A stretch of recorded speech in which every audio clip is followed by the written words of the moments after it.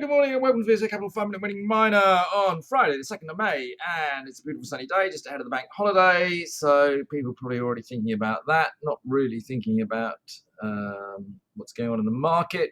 Big election last night, of course, in Runcorn. Reform Party winning by 6 votes only. But my goodness me, that was Labour's 16th safest seat, and Reform took it. I think that tells you the mood in UK politics at the moment. Anyway, Paul, what do you want to kick off with today? Oh, we should put some comment in on this USA Ukraine minerals deal. I think we can add a little bit of layman's terms context to what the press otherwise hasn't been able to demonstrate or otherwise tell the public here at this point.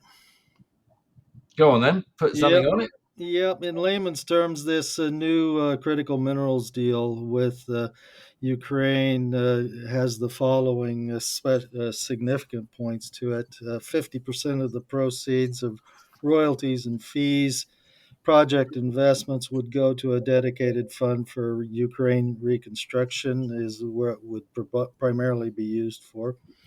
The USA gets to what I would call cherry pick the best mining projects or processing projects it wants to benefit from, and it also has a golden ticket if it chooses to allow a third party in to participate in or acquire those specific assets as well with its blessing.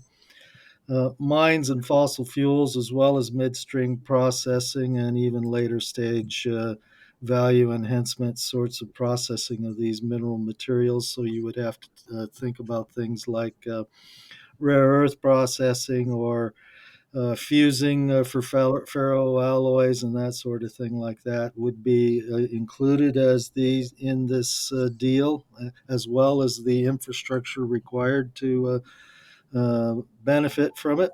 And Russia's and its allies or nations contributing to sustaining Russia in the war with Ukraine or otherwise excluded from participating in these projects either now or in the future. And a jointly managed company will be created to manage this arrangement with equal USA and Ukraine representation. So it's a deal which you can see will benefit both parties here at this point. I also see too that it doesn't necessarily exclude China, but it does add or otherwise maintains the difficulty of China's Belt and Road Initiative, which is intended, of course, to pass through Ukraine in order to benefit the EU. So it should put, and it also has demonstrated that the USA will continue to support Ukraine with defensive capabilities for sure, as was announced just today. Well, that is almost the 5 Minute Morning Miner done on Ukraine. Actually, the reality of it all is that it basically brings America back into the Ukraine war. It means that Russia doesn't have quite the win-win they thought they were going to get. In fact, it's probably a bloody nose for President Putin. But hopefully we'll get peace there soon, and that obviously has its own implications. But the world has woken up to the fact that it needs critical metals. You've got to keep what you've got and process what you've got. This is something that VSA has been saying now for many, many years, and that we are now back in a commodities bull market. It's about being in the right commodities, obviously.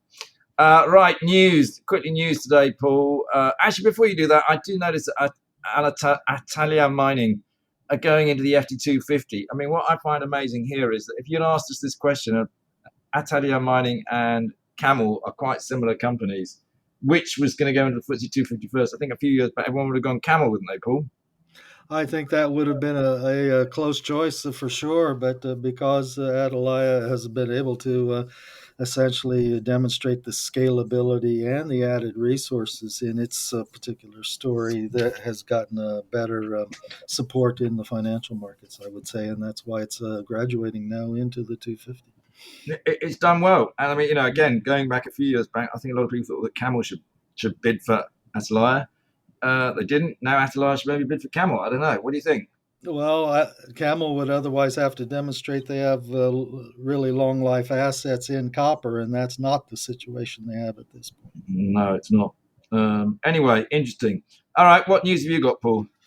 We've got this deal has finally closed where Endeavour Silver has further established itself into South America, specifically by the purchase of Minera Colpa and its mine in Peru.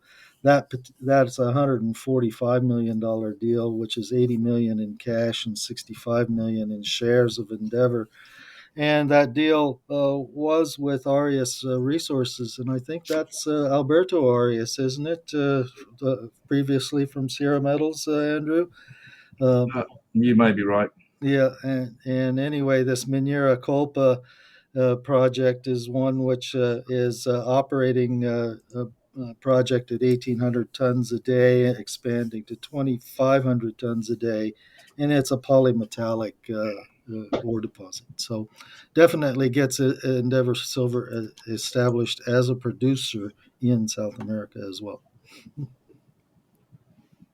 Okay, anything else you want to mention, Paul? That's pretty much the detail of it at this point. Yeah, okay. Today is in the UK, probably the last of the really hot days. It's going to cool down a little bit. But enjoy your long weekend, and we'll be back Tuesday. Thanks. Very good. See you then. This podcast has been produced and edited by VSA Capital. It is intended for information purposes and not as investment advice. The information is intended for recipients who understand the risks associated with equity investments in smaller companies. Please do your own research and do not rely on a single source when making an investment decision. VSA Capital may derive fees from this content and seeks to do business with the companies mentioned.